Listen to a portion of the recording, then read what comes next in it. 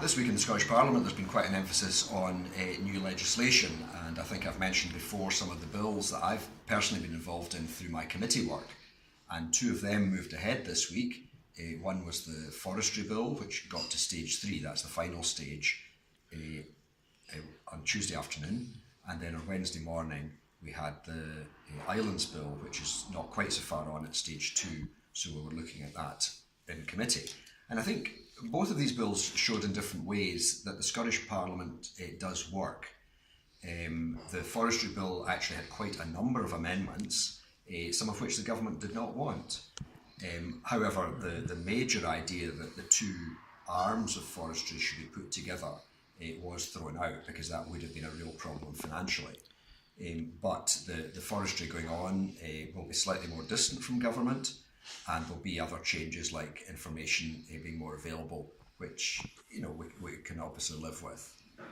On the Islands bill, a lot of amendments, and I was very pleased that the area that I've been concerned about, the uninhabited islands, should be included in the bill, has now been brought in and has been recognised, and also the natural heritage of our islands, because while the most important thing on the islands is our people, there are many other factors as well, and wildlife is very, very important. In fact, in some islands there is wildlife and no people. However, perhaps the most important long-term bill that went through this week, and it has been quite a fast process, it has been to do with Brexit and what's called the Continuity Bill.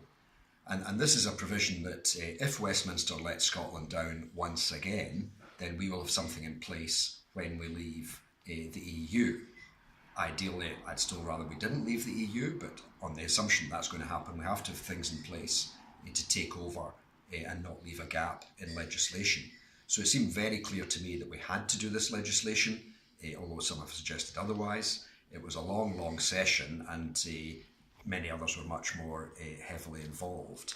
But at the end of the day, there was a big majority in Parliament for this kind of legislation. Really, the Conservatives were the main ones who didn't agree and who voted against it, but the other major parties did vote for. And so that just puts the Scottish Government in a stronger position as we negotiate with Westminster about the future.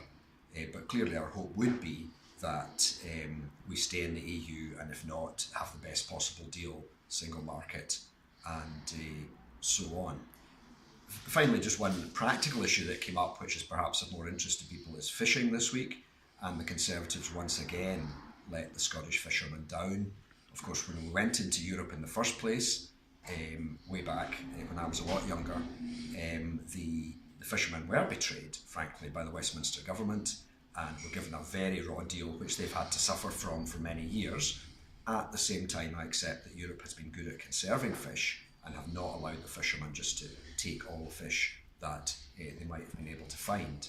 However, we're now in the situation where the Conservatives have promised the fishermen that as of March next year, a year ahead, all of the seas would be completely under British control, and now they've reneged on that, and it will not be till the end of 2020 at the very earliest. And I think the fear continues to be that when they do the final negotiations, the fishermen may well be betrayed again by the Conservatives.